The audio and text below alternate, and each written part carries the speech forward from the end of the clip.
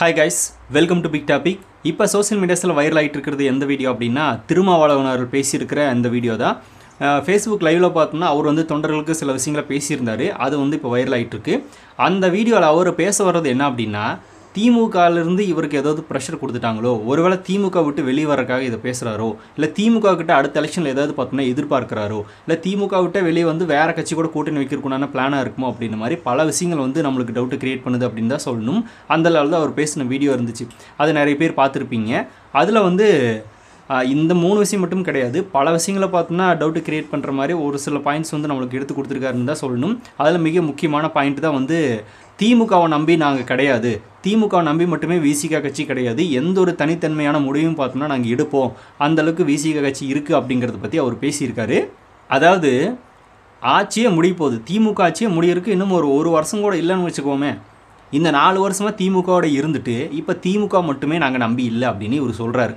அதாவது எலெக்ஷன் டைமில் தான் இதை பற்றியெல்லாம் அவர் பேசுவார் போல். அதாவது எலெக்ஷன் டைம் வந்துருச்சு அப்படின்னா தானே எந்த ஒரு பேரம் பேசினாலும் திமுக கிட்ட ஏதாவது கேட்டோம் அப்படின்னா கண்டிப்பாக கிடைக்கும் அப்படின்றக்காகவே இந்த வீடியோவை அவர் ஷேர் பண்ணியிருக்காரு அப்படிங்கிறது அப்பட்டமாக தெரியுது.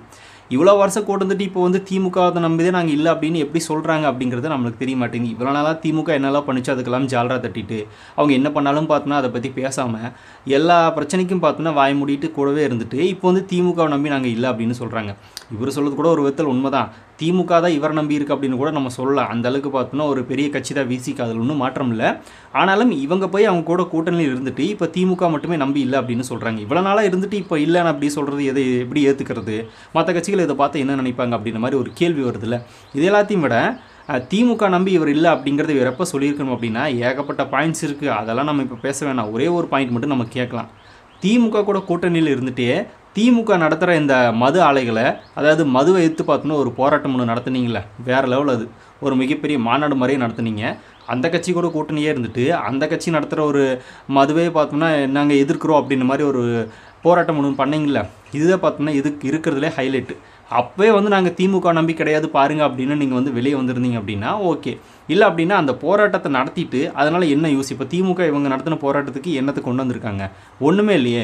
நாங்கள் கூட்டணி கட்சியாக இருந்தாலும் இதை வந்து நாங்கள் தவறுன்னு சொல்லி எதிர்த்து போராட்டம் பண்ணுவோம் அப்படின்னாலாம் பேசினேன். இவங்க போராட்டம் நடத்தினாலும் திமுக என்ன பண்ணிடுச்சு?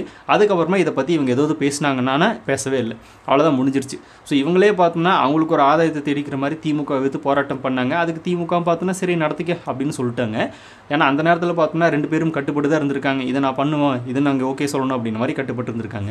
ஒருவேளை இப்போ அதில் என்ன விரிசல் வந்துச்சு அப்படின்றது தெரியல போல். எலெக்ஷன் வர டைமில் திமுக பார்த்தோம்னா விசிக எதுவும் கேட்டிருக்கும், எங்களுக்கு அந்த தொகுதி இந்த தொகுதி இத்தனை சீட்டு அப்படின்னு எதுவும் கேட்டாங்களோ என்னமோ, அதுக்கு திமுக மறுப்பு தெரிவிச்சிருக்கலாம். அதனால் வந்து இப்போ திமுக மட்டுமே நாங்கள் நம்பி இல்லை அப்படின்ற மாதிரி இவர் பேசுகிறாரு அப்படின்ற மாதிரி தான் நம்மளுக்கு தோணுது. நம்ம ஏன் இதை பற்றி பேசுகிறோம் அப்படின்னா, இவரை பற்றி பேச வேண்டிய அவசியம் நம்மளுக்கு கிடையாதுங்க. ஆனால் இவர் ஏன் பேசுகிறோம் அப்படின்னா, திமுகவை விஜய் வந்து எந்த இடத்துல பேசினாலும் திமுகவுக்கு முட்டு கொடுக்குறதுக்கு வந்துடுவார் நம்ம திருமாவளவன் அவர்கள். சரி, முட்டு கொடுத்துட்டு போங்க, அது கூட பரவாயில்ல, உங்கள் கூட்டணி கட்சி. விஜய் அவர்கள் எதுக்கு தனி மனித தாக்குதல் மாதிரி நடத்துறது? விஜய் பார்த்தோன்னா ஒரு நடிகன், அவருக்கு அரசியல் தெரியாது அப்படிங்கிறது.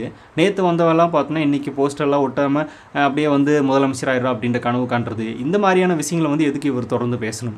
இவர் இப்படி பேசுனதுக்காக தான் நம்ம இந்த வீடியோ எடுத்து பேச வேண்டியதாக இருக்குது. வேறு எந்த ஒரு காரணமும் கிடையாது. அவங்களுக்கு திமுக ஆதரவாக இருந்தானே, இல்லை இவர் திமுகவை நம்பி இருந்தானே, இல்லைன்னா எங்களுக்கு என்ன பிரச்சனை? அதை பற்றியெல்லாம் எங்களுக்கு கவலையே கிடையாது.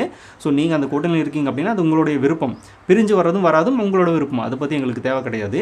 ஆனால் எப்போ பார்த்தாலும் விஜய் வந்து பேசிகிட்டே இருந்துட்டு திமுகவுக்கு சப்போர்ட் பண்ணிவிட்டு இப்போ திமுகவை நம்பி இல்லை அப்படின்னு சொல்லும்போது இது எந்த வகையில் எடுத்துக்கிறது அப்படின்ற ஒரு கேள்வி இருக்குல்ல, அதுதான் நம்ம கேட்கக்கூடியது. இன்னும் சொல்லப்போனால் திமுகவை எந்தெந்த இடத்துல விஜய் பேசுகிறாரு அப்படிங்கிறத நல்லா நோட் பண்ணி ஒரு மிக முக்கியமான ஸ்டேஜில் மக்கள் அதிகமாக இருக்கக்கூடிய கூட்டத்தில் பேசக்கூடியதை அவரோட வழக்கமான வேலையாகவே இருந்துச்சு. அப்படிலாம் விஜய் பேசும்போது நம்ம ஏன் இவர் பேசின அந்த வீடியோ எடுத்து பேசக்கூடாது அப்படின்றத நம்மளோட நோக்கம், வேறு எந்த நோக்கமும் கிடையாது.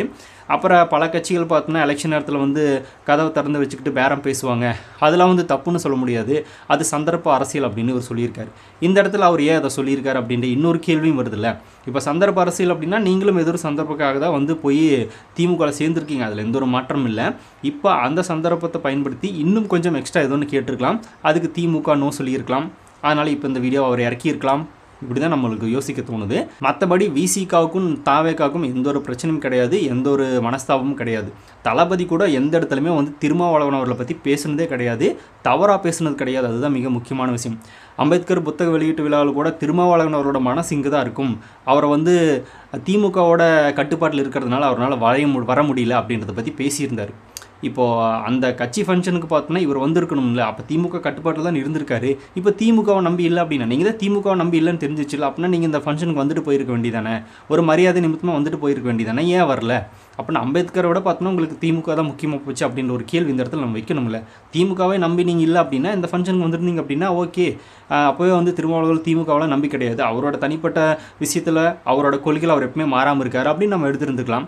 அம்பேத்கர் முன் வச்சு அரசியல் நடத்தியிருக்கிற அந்த அம்பேத்கர் புக் ஃபங்க்ஷன் விழாவுக்கே இவர் வரல அப்படின்னா திமுகவோட கட்டுப்பாடு இல்லாமல் வேறு என்னென்னு சொல்கிறது? அதுக்கு அடுத்த நாள் வெளியே வந்து அப்படிலாம் ஒன்றுமே கிடையாது, விஜய் தவறாக சொல்லிட்டாரு அப்படின்ற மாதிரி சொல்லிட்டு இருந்தார். இப்போ சொல்கிற இதே விஷயத்த அப்போ சொல்லியிருக்கலாம், இல்லை சில பிரச்சனைனால நான் வரல அப்படின்னு மறைமுகமாக கூட சொல்லியிருக்கலாம். அப்போல்லாம் திமுகவுக்கு பயங்கரமாக முட்டு கொடுத்துட்டு இப்போ வந்து திமுகவை நம்பி நாங்கள் இல்லை அப்படின்னு இவர் சொல்கிறாரு. ஸோ இவரும் பார்த்தோன்னா சீமான் மாதிரி மாறிடுவாரோ அப்படிங்கிற ஒரு சின்ன பயம் வந்து அவங்க கட்சியில் இருக்கிற தொண்டர்களுக்கே வந்திருக்கிறதுக்கு வாய்ப்புகள் இருக்குது. ஸோ திமுக கூட சேர்ந்து அதுதான் நடக்கும், வேற என்ன நடக்க போகுது அப்படின்ற ஒரு கேள்வி தான் நம்மளுக்கு வருது. சரி ஓகே, இவரோட விருப்பம், அவர் தனிப்பட்ட விஷயங்கள் இன்னும் முடிவு பண்ணிட்டு போகிறாரு. ஆனால் இவர் எந்த ஒரு இடத்துலையுமே தளபதி விஜய் அவர்களை பற்றி பேசாமல் இருந்தார் அப்படின்னா ரொம்பவே நல்லாயிருக்கும். எல்லா அரசியல் கட்சி ஆரம்பித்து வர்றது எதுக்கு, எல்லாருமே முதலமைச்சர் ஆகணும் அப்படின்னு, முதலமைச்சராகி மக்களுக்கு நல்லது பண்ணலாம் அப்படின்னு இவர் கூட கட்சி ஆரம்பிக்கும் போது அதை தானே நினச்சி ஆரம்பிச்சிருப்பாரு. இப்போ விஜய் ஆரம்பித்து முதலமைச்சர் ஆகும்னு சொல்கிறதுல என்ன பிரச்சனை? எதுனா நீங்கள் மட்டும்தான் கட்சி ஆரம்பித்தா முதலமைச்சர் ஆகணும் அப்படின்னு கனவு காணணும், மற்ற யாருமே கனவு காணக்கூடாதா? எனக்கு கூட தான் ஆசை இருக்குது முதலமைச்சர் ஆகணும் அப்படின்னு, ஏன் நாங்களாம் கனவு காணக்கூடாதா? ஸோ இந்த மாதிரி வந்து அது அவங்களோட தனிப்பட்ட உரிமை, தனிப்பட்ட விருப்பம், அவரோட கட்சி, அவர் என்ன மாதிரி முடிவு எடுக்கலாம். ஆனால் அந்த முடிவு மக்கள் கையில் இருக்குது அப்படின்னு விட்டுட்டு போயிடணும். அதை விட்டுட்டு வந்து இவரால் எப்படி முதலமைச்சர் ஆகலாம் அப்படின்னா அதை நீங்கள் போடுற ஒரு ஓட்டுனால மாற்றிட முடியுமா, இல்லை நீங்கள் போடாத ஒரு ஓட்டுனால தான் மாற்றிட முடியுமா? அதை மக்கள் முடிவு பண்ண வேண்டியது இருக்குது. எப்படி நீங்கள் விஜய்க்கெல்லாம் வாக்கு செலுத்த போகிறது கிடையாது, திமுகவுக்கு உங்களுக்கு இந்த மாதிரி தான் நான் வாக்கு செலுத்த போகிறீங்க, அதில் ஒரு மாற்றம் இல்லை. அப்போ வாக்கே செலுத்தாத விஜய் அவர்களை பற்றி நீங்கள் எதுக்கு பேசணும்? விஜய் அவரோடு பார்த்தோன்னா போன எலெக்ஷனில் திமுகவுக்கு வாக்கு செலுத்தி இருக்கலாம், அவர் நம்பின விஷயங்களை பார்த்தோன்னா திமுக பண்ணாமல் விட்டுருக்கலாம், அந்த ஒரு வர்க்கத்தில் விஜய் கட்சி ஆரம்பிச்சிருக்கலாம். இதெல்லாம் இருக்குல்ல, நாங்கள் பேசலாம். ஏன்னா நாங்களும் பார்த்தோன்னா நம்பி வாக்கு செலுத்திருக்கோம்ல, நாங்கள் பேசலாம். நாங்கள் பேசக்கூடாது அப்படின்னு சொல்கிறதுக்கு நீங்கள் யார்? அதே மாதிரி விஜய் பேசினார் அப்படின்னா அது ஒரு காரணத்தோடு தானே பேசியிருக்காரு, அந்த காரணம் உண்மையாக இருந்துச்சு அப்படின்னா ஏற்றுக்குங்க, இல்லை அப்படின்னா அவர் பேசுனதுக்கு கருத்து தெரிவிக்க வரும்ல அப்படின்ட்டு போயிருக்கலாம். அதை விட்டுட்டு எந்த ஸ்டேஜை பார்த்தாலும் பார்த்தோன்னா ஒரு நடிகன் அப்படின்னே பேசுறது. மற்ற கட்சி தொண்டர்களுக்கு ஸ்டார்டிங்கில் வந்து அறிவுரை கொடுத்தாரு, நடிகரை பற்றி நடிகர்னு சொல்லி பேசாதீங்க அப்படின்னு. ஆனால் இப்போ இவரே ஸ்டேஜ் ஏறி பார்த்தோன்னா நடிகன் அப்படின்னு பேசிகிட்டு இருக்காரு. நீங்களும் ஒரு முன்னாள் நடிகர் அப்படிங்கிறத மறந்துடக்கூடாது. ஸோ ஒரு நடிகன் வந்து நாட்டை மாற்ற முடியுமா இல்லையா அப்படிங்கிறத 2026 பார்க்க தானே போகிறீங்க, பார்ப்போம். நீங்கள் எப்படியும் பார்த்தோன்னா வெளியே வந்தாலும் தனிச்சு போட்டி போடுறது கிடையாது, வேறு ஏதோ ஒரு கட்சி கூட கூட்டணி தான் வைப்பீங்க. விஜயோட கூட்டணி கட்சி இப்போ எதுவும் இல்லை அப்படின்னாலும் அவர் தனிச்சு போட்டிக்கிற அளவுக்கு இருக்கார், அவர் அங்கீகரிக்கப்பட்ட கட்சியாக மாறக்கும் வாய்ப்புகள் இருக்குது. அது எல்லாத்தையும் தாண்டி பார்த்தோன்னா எதிர்கட்சியாக கூட வரக்கு வாய்ப்புகள் இருக்குது, ஜெயிக்கிறதுக்கும் கூட வாய்ப்புகள் இருக்குது. எந்த ஒரு மாற்றம் இல்லையே. ஏன்னா ஒரு புதுமுகம் வருது அப்படின்னா மக்களோட ஆதரவு அவருக்கு கண்டிப்பாக இருக்க தானே செய்யும். நீங்களும் 3 வருஷமாக வந்துட்டு தான் இருக்கீங்க, ஏன் உங்களுக்கு யாரும் வாக்கு செலுத்தலை அப்படின்ற ஒரு கேள்வி நம்ம முன்வைக்கலாம்ல. ஸோ இந்த மாதிரி விஜயோவை பற்றி நீங்கள் எதுவுமே பேசாமல் இருந்தீங்க அப்படின்னா உங்களோட வீடியோஸ் பற்றி நம்ம எதுவும் பேச வேண்டியதாக இருக்காது. பட் அரசியல் வந்ததுக்கப்புறமா எல்லாத்தையும் பேசி தான் ஆகணும், பேசுவோம். அதே மாதிரி விஜய் பற்றி நடிகன் அப்படிங்கிற பேசுகிறத ஸ்டாப் பண்ணிக்கோங்க. அவர் இப்போ ஒரு அரசியல் கட்சி தலைவர், அதனால் அதை மட்டும் மெயின்டைன் பண்ணுறது நல்லதுன்னு தோணுது. ஸோ பார்க்கலாம் என்ன அப்படின்னு. ஸோ இதை பற்றி உங்களோட கருத்துக்களை மறக்காமல் கமெண்ட்டில் பதிவு பண்ணுங்கள். அப்படி பிக் டாபிக் சேனல் யாராவது சப்ஸ்கிரைப் பண்ண வந்தால் மறக்காமல் சப்ஸ்கிரைப் பண்ணிக்கோங்க. நிறைய big topics, political news, trending news, cinema updates அப்படின்னு நிறைய நம்ம சேனலில் திறந்து வரப்போகுது.